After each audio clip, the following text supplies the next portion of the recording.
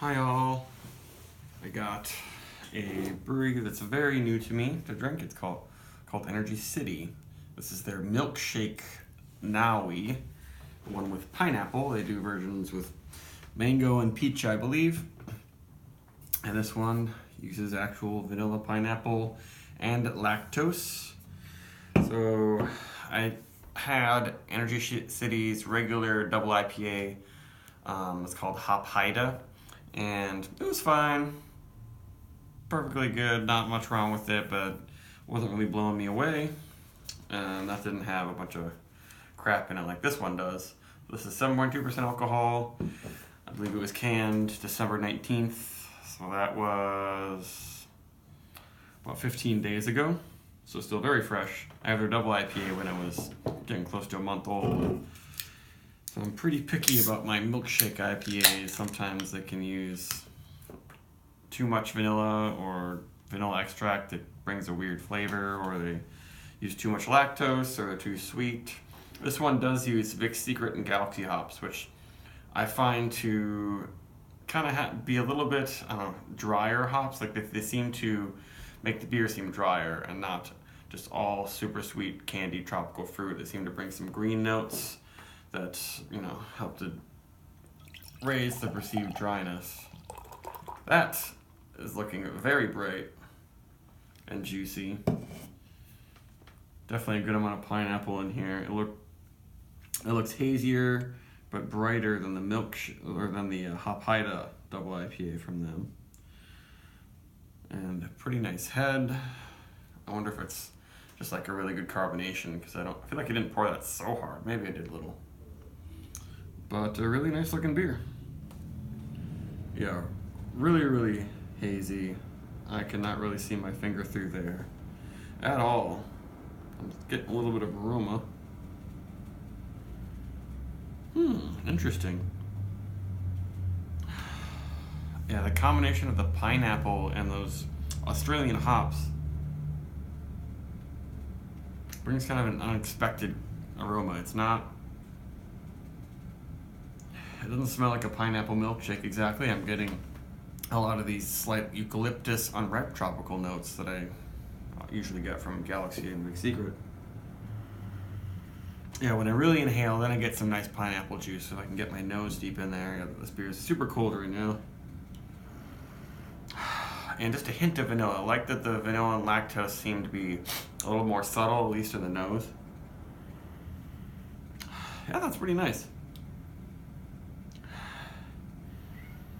Yeah, it's a good combination of juicy tropical pineapple and some resinous hops in there. And my cat is ruining my review, as I was guessing.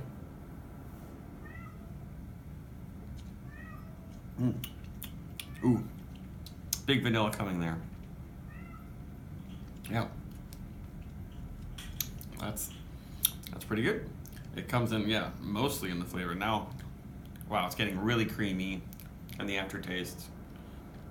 It almost tastes like vanilla pound cake. They could call it a pound cake IPA. That should be the next thing. No more pastry stouts, pastry IPAs. And it's interesting how much it changed in the flavor. I don't know if they say, they do say they use actual vanilla beans, and it comes through. There's a little bit of a chalkiness from the lactose, but not too much.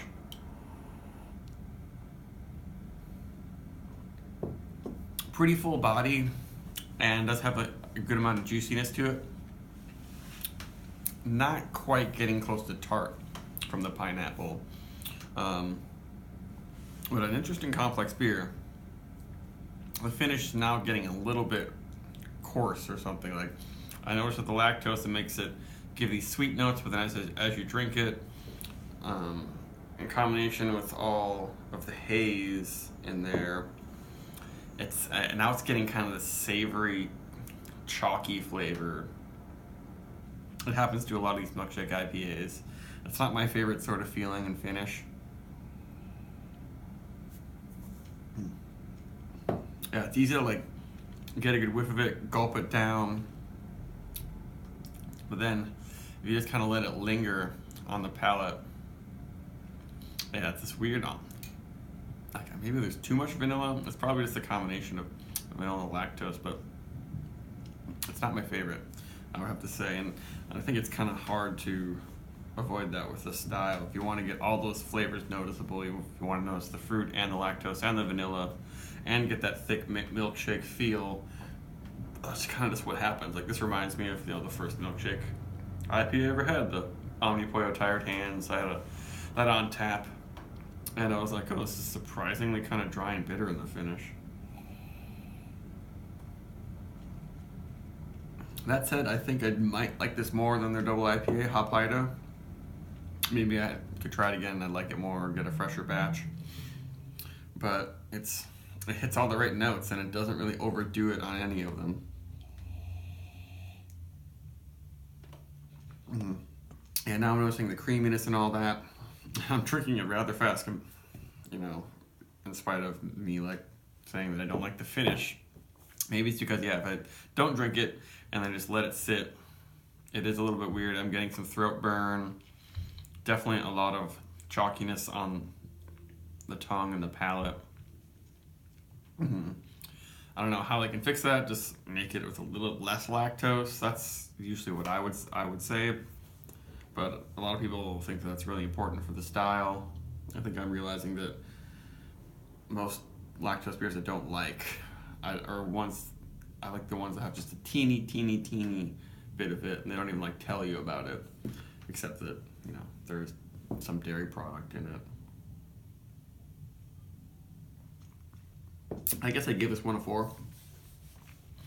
It is pretty good, and if you like your pineapple milkshake IPAs, I would actually recommend this as one of the better ones I've ever had, because I've had a lot that were not super impressive, but this works out pretty well. I will look out for their other milkshake flavors when I'm around. I think their peach milkshake is one of their highest rated ones. That sounds pretty cool. I don't know if I've had that, but peaches and cream is a good flavor, and that should be used in more milkshake IPAs perhaps. Goodbye.